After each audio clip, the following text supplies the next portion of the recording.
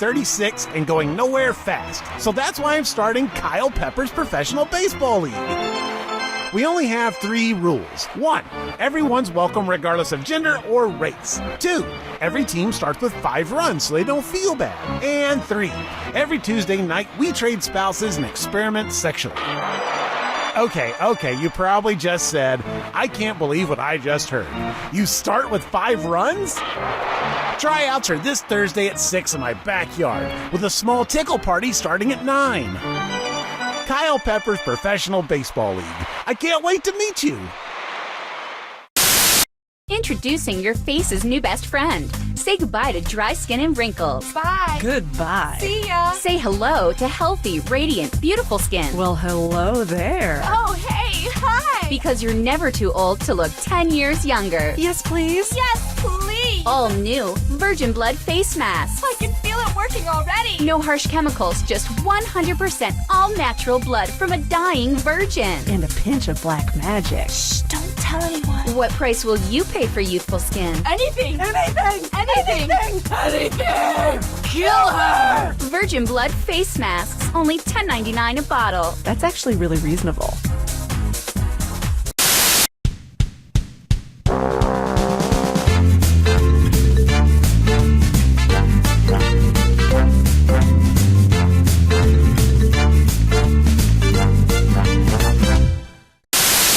Don't Say Pajamas is the new game show that's taken the world by storm. Hosted by none other than Terry St. Pancakes, the only rule of this game is not to say the word pajamas. Mr. Edgar Loudshoes, come on down. I can't believe I Don't Say Pajamas! What was that? You said pajamas. Now please sit down. Uh-oh. Remember, don't say pajamas. What do you call clothes that you sleep in? Ooh, pajamas? Nuts! Don't say pajamas. A word that rhymes with bojamas. Well, it's not pajamas. Poop. Literally all you have to do to win is not say pajamas. Remember, in the final round, you are still not allowed to say pajamas. Then I'm gonna go with my gut and say pajamas. Fudge Pug! Catch all the action here on Don't Say Pajamas! You all have to leave. Hi, my name's Terry, and if you're gonna die, come on down to Cemetery's Mortuary. Why? Hit it, guys.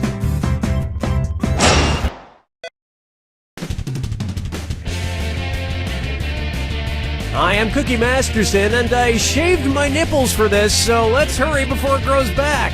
Like, we need to get moving now. Playing by yourself? Well, at least you won't come in second. And our wrong answer of the game is brought to you by... Flavored eye drops. Why let your mouth have all the fun? Flavored eye drops. Pick the wrong answer associated with our sponsor to win a fabulous prize and big cash. All right, here we go. Get ready, time for question 1. Okay, to get things started, Eat, Pray, Die. Which of these Julia Roberts characters would Jack the Ripper have been most likely to savagely murder? Erin Brockovich? Vivian Ward? Vivian Ward is the name of the prostitute Julia Roberts plays in Pretty Woman, and almost all of serial killer Jack the Ripper's alleged victims were female prostitutes, so he'd probably have just loved to murder her. I can see it now. He'd open the box with his knife in it. She'd reach in and he'd playfully shut it, snapping her fingers. She'd laugh, he'd laugh, then he'd kill her. Oh, Mama, gonna tell you what I'm gonna do. Say it so. Open wide for If I Only Had a Brain Trust. Suppose the Scarecrow from The Wizard of Oz faced off against the Wicked Witch of the West in a public debate. If he wanted to use a straw man argument against her, what might he do? Attack the Wicked Witch's character rather than the issues? Misrepresent the Wicked Witch's position on the issues? Prove the Wicked Witch wrong using statistical data? Or interrupt the Wicked Witch before she finishes her points? No, but it does seem like just the kind of thing the Scarecrow would do. That guy was an ass. No, I'll get this. A straw man argument purposefully misrepresents an opponent's position in order to strike it down. Here's how I would debate the Wicked Witch. Ladies and gentlemen, one of the two candidates you see here tonight is a Wicked Witch. Thank you, I yield the rest of my time. Dance with me, Disco 3. Try this on for size. Getting naughty. And this dis or dat leg's being tied up. I'm gonna read off 7 names, and for each one, you tell me if it's the name of a necktie knot or the name of a sex position recommended by Women's Health magazine. If it's a necktie knot, press the Y button. If it's a sex position, press the A button. Okay, we're off.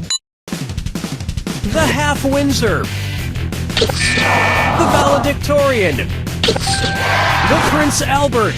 The Trinity. The Caboose. The Chairman. The Four in Hand. It appears your score likes to be on bottom.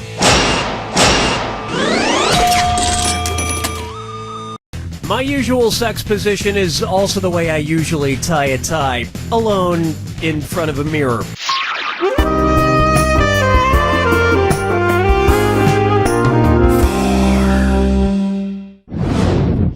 Next up, shop till everyone drops.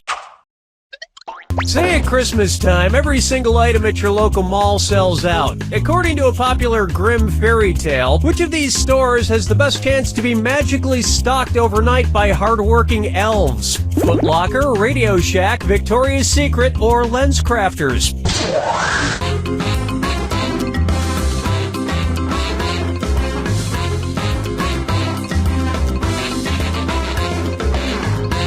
Time's running out. It's so obvious.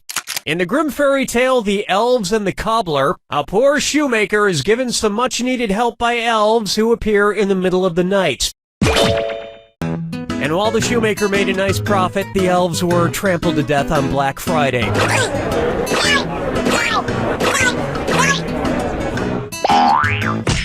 I think your vision's blurred. But clear your eyes tastefully with these flavored eye drops. All those in flavor, say aye. This wrong answer of the game is worth $4,000. Congratulations.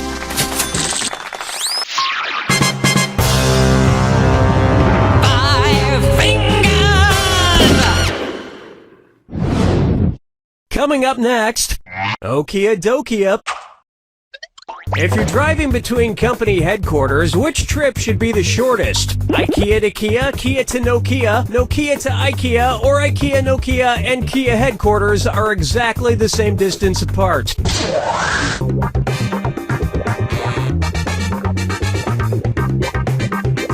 Time is short.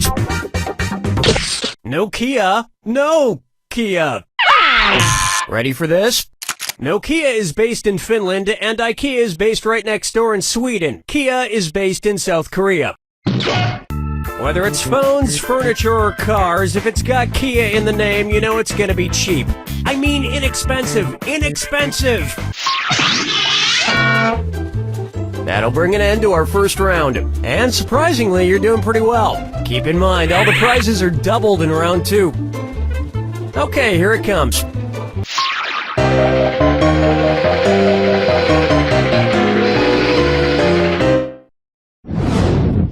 Bucker up for Muscle Milk was a bad choice.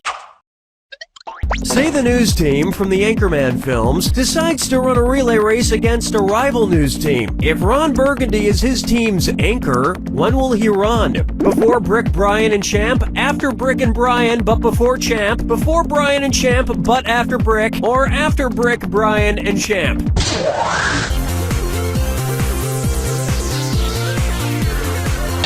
Hey, way to be wrong! I so wanted you to pick this one.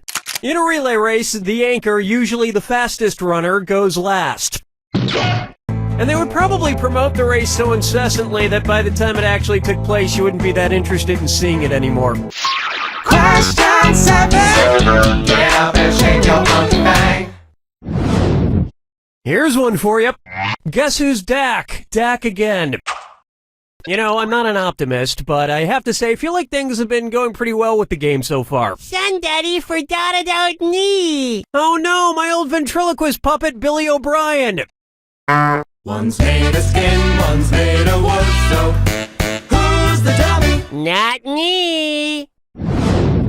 Billy, the whole creative team here decided to not include you in this game because you're too much of a troublemaker. Troublemaker? Me? No, I just got back from traveling the world, studying all the profound teachings of titular world spiritual leaders. For instance, which titular religious group was founded by someone with the last name of Smith? Protestants, Episcopalians, Presbyterians, or Nornuns?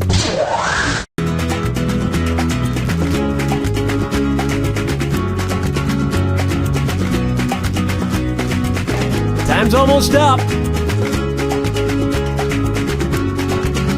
They could have at least tried. Hell, you might have even come up with this. The Mormon religion was founded in the 1800s by Joseph Smith. In America. So, which was your favorite religion you studied? Well, I particularly like the ones that treats about reincarnation. Someday, I hope to come back as a beautiful coffee table. Follow me down to the sea. And now, Orca's 11.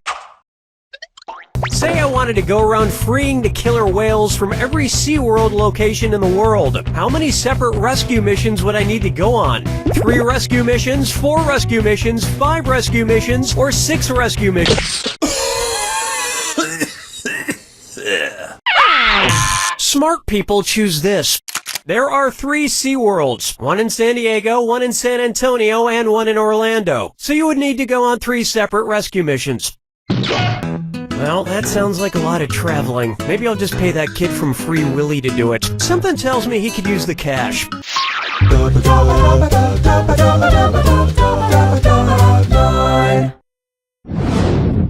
Next. Kangaroo, Peanuts, Albert Einstein, or Uranus? Kangaroo, peanut, Albert Einstein, or Uranus. The name of Jeff Dunham's purple-skinned puppet. Kangaroo, Peanuts, Albert Einstein, or Uranus?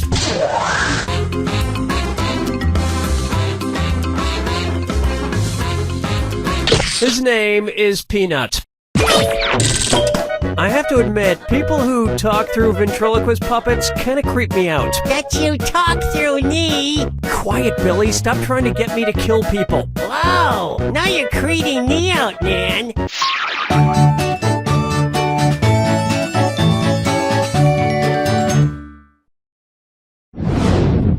This one's called The Midnight Run to the Bathroom.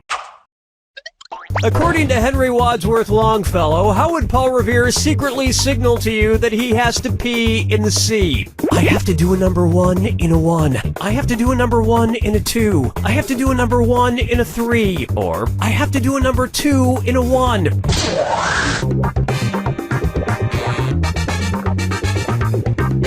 Watch the time!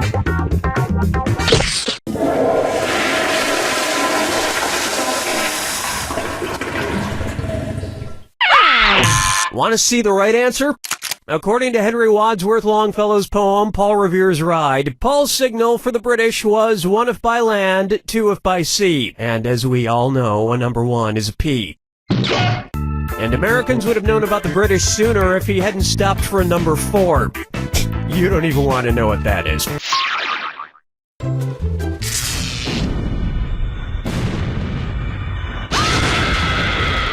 Welcome to the attack.